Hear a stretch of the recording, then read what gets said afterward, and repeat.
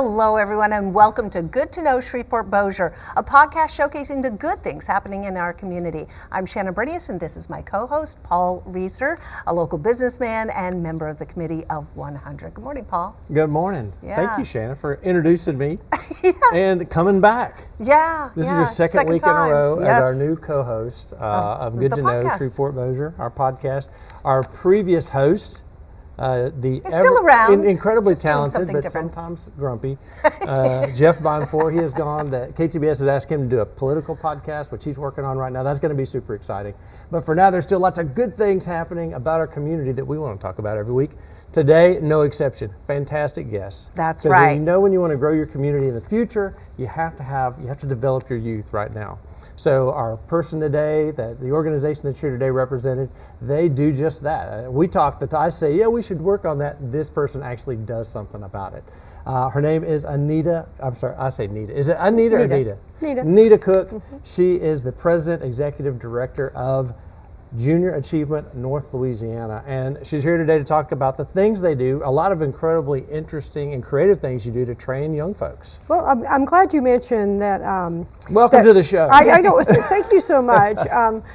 We had a little talk beforehand, and you got to know a little bit about JA, and I'm very excited to be here, and I do appreciate you having a spotlight for junior achievement, because I do think that our mission is very important. And as you said, a lot of nonprofits take care of problems after they've happened, but we try to create solutions for those up front so that the kids really understand how they can go about building the skill set and mindset to have a thriving and successful life. So Junior Achievement, the name kind of does say it all, but why don't you explain what it's all about? That's actually in part of our elevator speech. Is our mission is our name. So Junior Achievement has been around for over 100 years for JAUSA. There's 99 areas in the United States, plus another 100 countries. And I was telling Paul earlier, it's translated into 30 languages. I did not mention, though, that we have been nominated for the Nobel Peace Prize for the third year in a row with RJA Worldwide, which we are all a part of. So Junior Achievement's mission is to help students develop the skill set and mindset to thrive, to own their economic success. And we do that by inspiring and preparing them with the help of volunteers and our JA curriculum to be able to understand how to set short, medium, and long-term goals for their life. You're talking about the three pillars, I think you said, that you really emphasize. So what are those three pillars so we know where we're starting, and then how do you teach the kids and where are they located? Okay, so our three pillars are financial literacy, work readiness, and entrepreneurship. So all of important. Those, yes. Indeed. All of those are emphasized in different ways to different programs. All of our programs are written by our education team at JAUSA. And then, of course, we always take those programs and add our human volunteer concepts and opinions and valued knowledge to each of those programs. Mm-hmm. So when we do our Junior Achievement program in elementary school, for instance, our volunteer will come in and they'll have their kit, because the kids they'll have their volunteer manual and everything, but they still like worksheets. And so the volunteer will study and prepare the 45 to 55-minute sessions within the kindergarten through sixth grade curriculum. And so to do that, the lesson's like 15 or so minutes, and we introduce all the key terms and the objectives and all the concepts, and then they do an activity. Mm-hmm. And when they're doing this activity and when the volunteers are teaching the lessons, they are adding their lifetime experiences to whatever they're talking about. So if they're going to be talking about like risk management, let's just say, they might talk about the time that they were in college and their apartment flooded and they could have had renter's insurance, for instance. Mm-hmm. They just add whatever their lifetime experiences are to our curriculum. And then by doing immediately an activity, so we reach all kinds of learners. So once they start using all these words in the activities that they're doing, and so we don't just unzip their head and pour a bunch of knowledge in and say, now figure out how to use it. We actually do activities and games that teaches them how to use it, how to file it so they can retrieve it again for use you throughout start life. with kindergartners? We do. Yeah. I knew it as a high school program. You did. So it's a big range, though, you're saying, that starts as early as elementary school. Right. So we start in kindergarten, and they need to learn, about their job and the family, their responsibilities, and it moves up. It's sequential, and the curriculum stays relevant to their age and appropriate. And we also are we work with the required sessions or lessons that are required, and so we match that in making sure that, like, if they're going to be in the 4th grade and they're going to be tested on regions or on resources, they know that there's capital human natural resources, and they've done it on like a big map, and they've done exercises and all of it, so they know what a resource is now. It's not just, if I was going to tell you human capital natural resources in the 4th grade, you'd be going, what? But when you've done an activity with it, you understand it, and that's how all of our lessons are. I have trouble explaining that to my managers. Yeah, so exactly. That's a good thing. How do you teach them in the 4th grade? So what is this for all high school students, all students in the area, or is there specific groups that you teach specifically? How do you get involved in this? So I'm a build it and they will come person. And if someone wants JA, my job as the president executive director of just like all other nonprofits is to raise money to pay for these programs. But I have a hard time saying no, like maybe an impossible time. So if they ask for it, I'm going to make it happen. I'm going to figure out how we can make it happen. And so we serve 48 schools throughout many parishes, the Caddo Parish being our largest parish that we serve. We serve all of the elementary school, all but one middle school, and all the high schools. But we also pick up Webster Parish, or a couple of schools there, just Soda. We went over to Ouachita Parish and did West Monroe. We do Rapides Parish.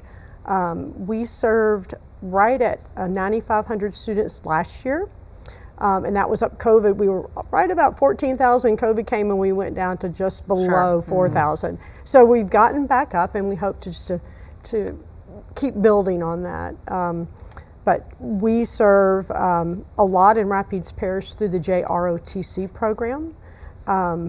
What we do is I actually hired an Army instructor that retired, and so he works with me throughout the state in the outside parishes.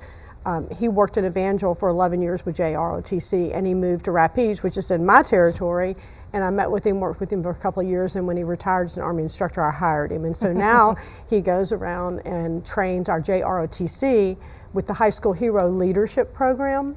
And so not only does that teach them leadership and gives them confidence and skills in like presentation, but then it also allows us to train them in addition to presenting the JA programs in elementary school.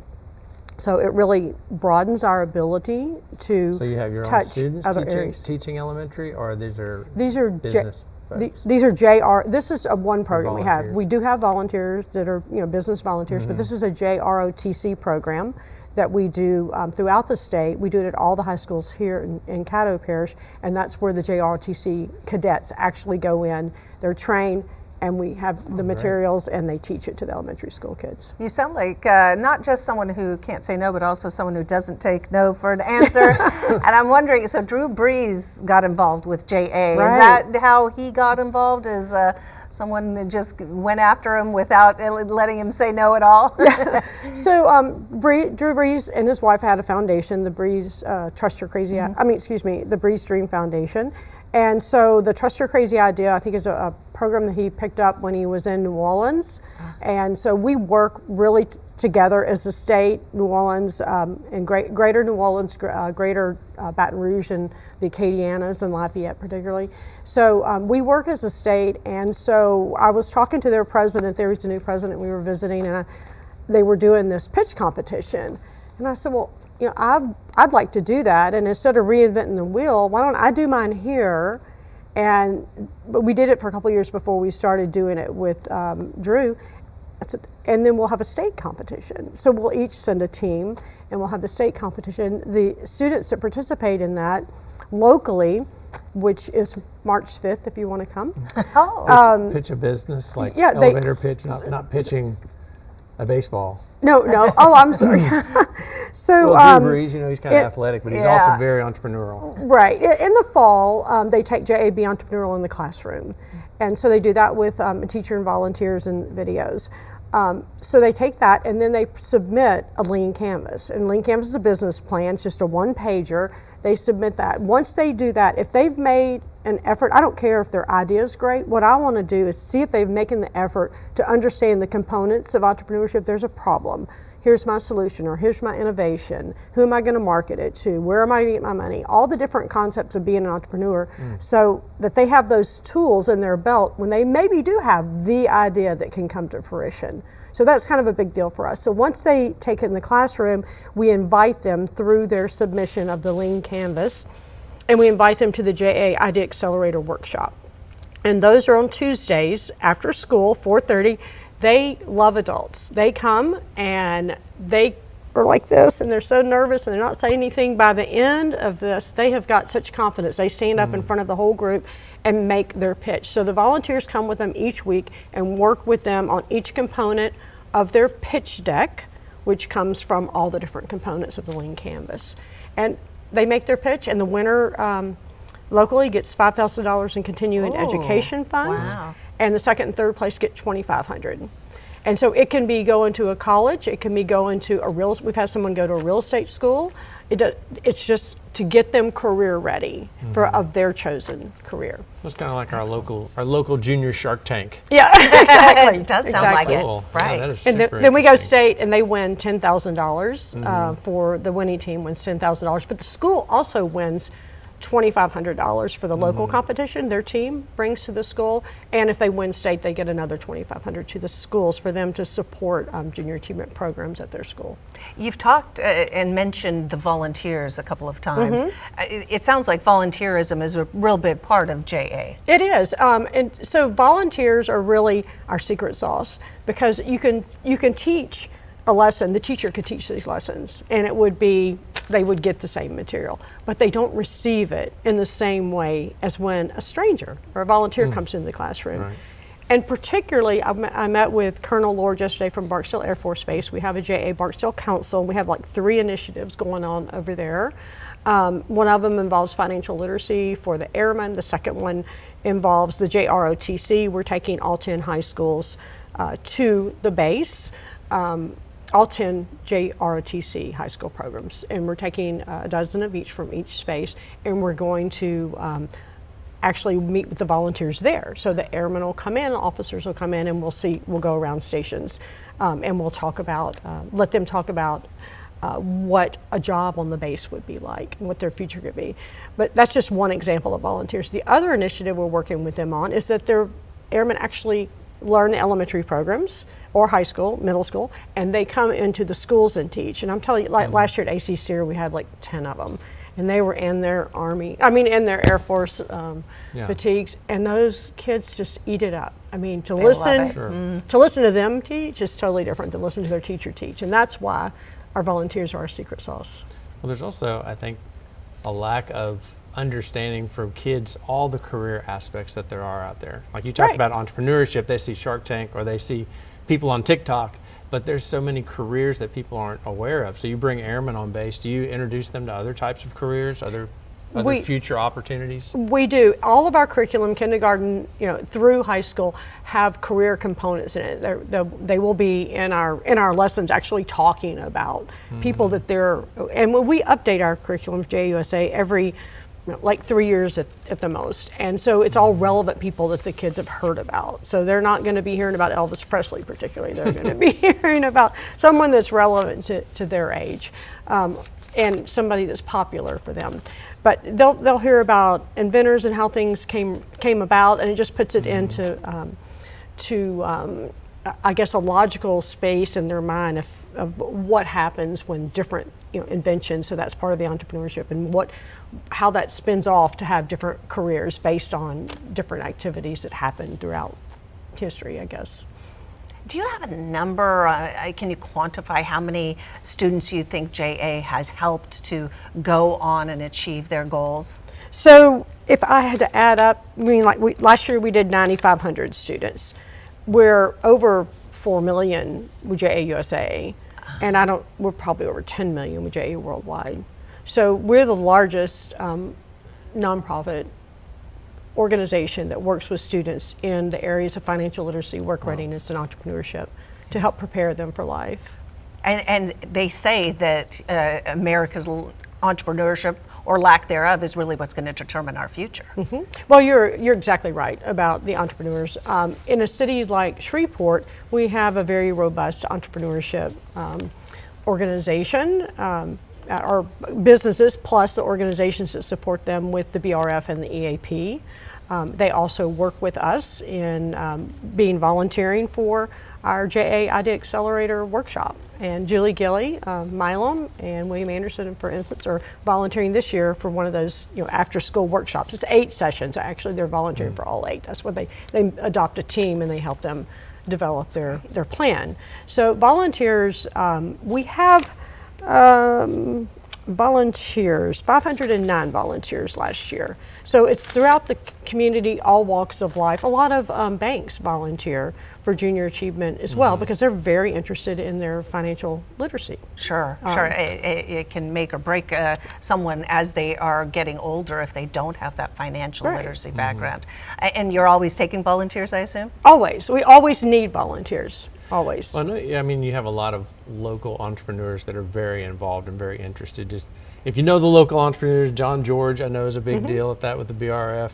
But I saw on your website that people that give up and get this. What do you elect every year? The JA laureates. The JA laureates. So Robert Pugh, the Robert Pugh Agency, Jerome Cox, he's a big timer. Yeah. A lot of big timers. Roy Linda Griggs, Bernanke, one of my let's don't favorite. forget the females. He owned all the McDonald's. We were competition, but we were good buddies. Oh, there we go. So how do you get these entrepreneurs? Why are they so interested in this, and why are they getting involved?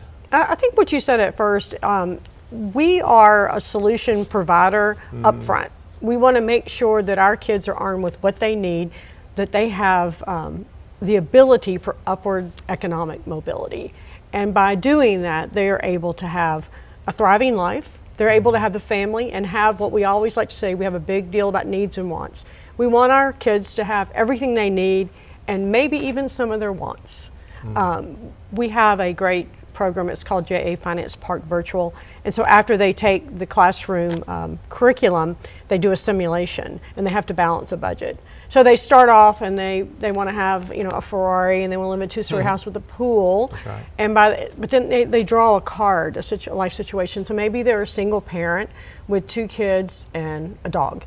So then they have to realize all the different things that they have to budget for to make ends meet. So they end up living in an apartment on the public transportation line. And they're like, oh wow, I didn't know my mom or my caregiver had to do all this. We do serve a lot of kids, 65% that live in high poverty. So the free and reduced lunch is how they measure that.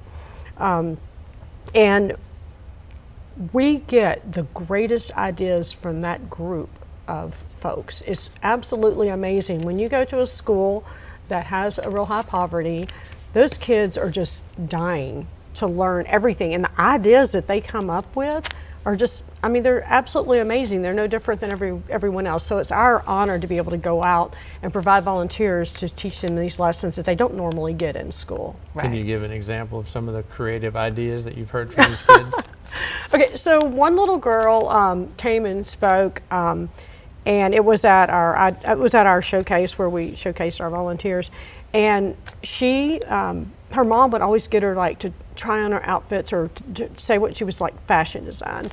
And she would do it, and she was after she got up there and spoke, she said, well, after I've taken junior achievement, my mom does this, this, and this, but after I've taken junior achievement, I need a raise in my allowance. Now she I'm going to charge mom for this time. Yeah, it's not exactly, and I had one heartbreaking thing. It was something, I don't even want to say it, but it's,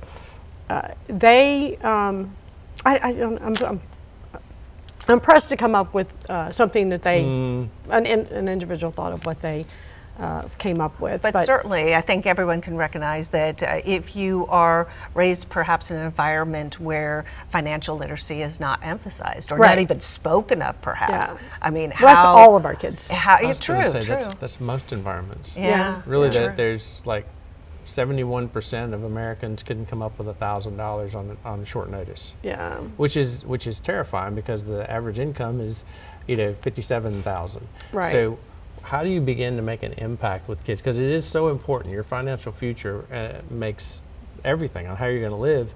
But yet they'll come out of college or just even come out of high school with credit card debt before they even know what they're doing. Do you speak to credit card debt, and how do you begin to train them? And how can people get involved? I'm asking you a lot of questions, but it's on my heart. I had 1,200 employees, and Right. 1,000 of them couldn't come up with $100 probably sometimes. Yeah. And so living paycheck to paycheck, how do you begin to help people get out of that cycle? So our well, first of all, we don't help them get out of that cycle. We help them not get in that cycle. There you because go. we're dealing, with the kids, mostly kindergarten through high school. But we also have now are beginning to work with 18 to 25-year-olds on which they would be able to take our financial literacy curriculum as well. But within that curriculum, it talks about credit, debt, risk management, investing for the future, and smart shopping, budgeting, earning, spending, savings. All of those are the names of lessons in, for instance, the JA personal finance. So now the state is requiring that the students have a year-long financial literacy course. And so JA's course, JA USA, has taken all of our financial literacy and put it into a year-long course. Most of the other states only have to have a semester-long course in financial literacy. A lot of other states do require that, but Louisiana requires a year. And so like down in New Orleans and Baton Rouge, they've already started doing junior achievements financial literacy coursework. In Caddo Parish, we have submitted our coursework, and they are testing several JA lessons or piloting those. And so I'll be busy submitting our financial literacy year-long course to all the parishes that are in North Louisiana, which is above the ankle. Those are my parishes. So you're going to put it actually in the curriculum of the schools? It is the your actual programs. curriculum, yes. So teachers will be teaching it? Yes, it's teacher-led, but we ask that they have at least 3 volunteers a year come in and speak, which will not be hard to get at all. It's because it's learning one lesson. When I'm asking you to come in and teach elementary school, you're having to commit. You're having to prepare the 5, 45-minute lessons. It doesn't, but then what we say is, but then when you come back and do it the next time, it'll be a lot easier. We just assume optimistic they're going to come back. So we're getting to our final minutes here. Okay. I do want to ask you, do you have any special events coming up that you want the public to know about? So we do. We have on February 20th, we have our JA Empower Student Mentor Lunch. We have been doing this since 2013. We started out of the port, but now we've grown to where we have about 12 high schools coming, all of them from our Caddo Parish, and 2 from Webster Parish, 1 from DeSoto, and they bring 25 to 35 students each school for around 350 to 400 students, depending on.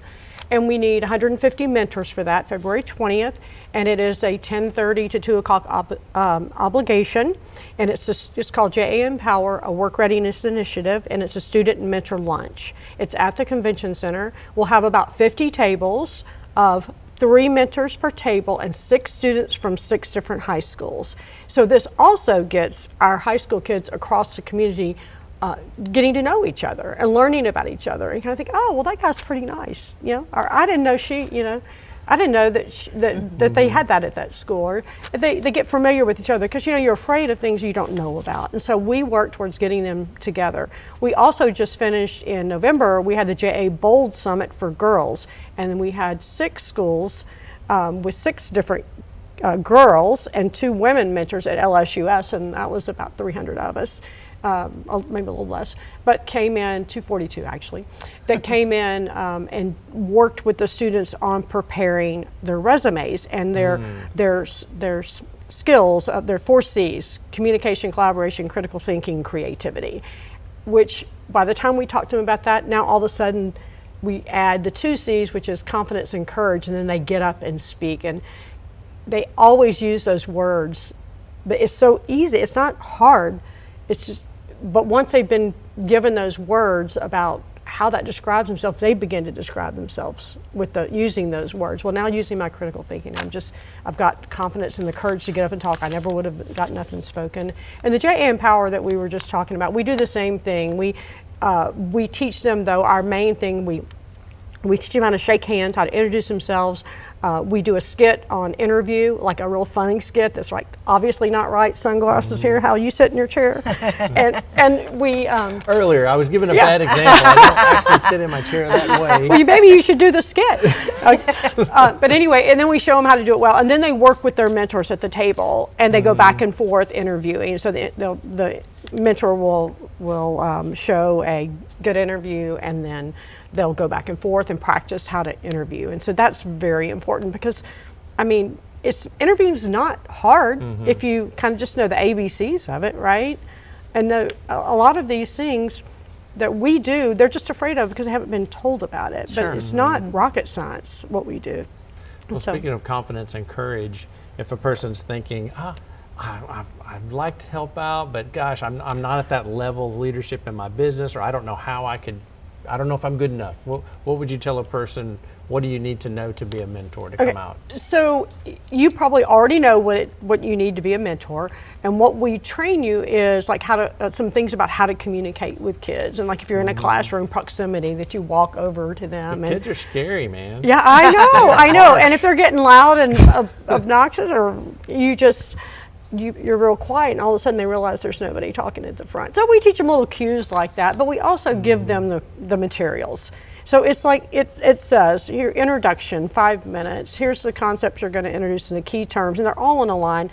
And you get down to your 15 to 20 minutes, you've done all your introduction work, and now you help them in an activity. And one thing in an activity, it promotes working as a group and camaraderie and collaboration, because they break out into groups to do a lot of our activities. Fantastic. And so where, the website that people can go to find out more information is where? It's janla.org. Okay. Yeah. janla.org. It's a good name. Yeah. Junior Achievement Louisiana, you got lots of videos out there too. We do. Yeah. And let me also tell you that we are taking a group of students out to the SWEPCO Lineman School. You might not know there's a new lineman school. And so we're preparing kids to see the world of SWEPCO, which is also a city within itself, because it doesn't just teach you to be lineman. It's got PR, it's got marketing, it's got engineering, electrical, it's got everything. So it's just going into a whole world that has something to offer for every student that we bring out there. And we've been doing this for several years, working with SWEPCO, and we've actually had kids that want to go and have a job with SWEPCO. The same thing with Barksdale. They had it illuminated to them what a career looks like with this organization. Yes, it's so funny in the 8th grade they say, what career do you want to be in? They have no idea, or even college. What do you want to major in? What is there to major in? Astronaut or YouTuber or rock star. Yeah, exactly. Rock star. Rock star. Major in rock. So one last thing, one more thing, the JA College and Career Quest we do for all 8th graders. They have JA Job Shadow in the classroom, and then instead of taking them to a job, like my kids said, they would say, Dad, can so-and-so come to your restaurant and look and follow you today? Well, instead of doing that, we take them to a college space so that they can learn, so they can be invited. For one, a lot of them get on that bus, they're going out of their square mile for the first time, they're looking around going, oh, this is nice, and then we take them to a college, and the chancellor or some big leader at the college invites them in, and they go around and tour Bipsy. LSUS are really, really great, to tour. Because they have a lot of hands-on, activities. But we go out to Suslo, we go to Centenary, and Northwest Louisiana Technical College. We're going to take them out there so they can understand what is available for them to hone their career, or to even start figuring out what they want to do. Exposing students to what's even available. Yeah. Well, Nita Cook, thank you so much for joining us on Good to Know, and Paul, thank you for having me. Thank you for being here. We got to wrap things up. I just want to remind everyone that every Wednesday we tape a new podcast, and you can find Good to Know wherever you listen to your podcasts. On behalf of our guest and my co-host, just want to say, hope you have a great day.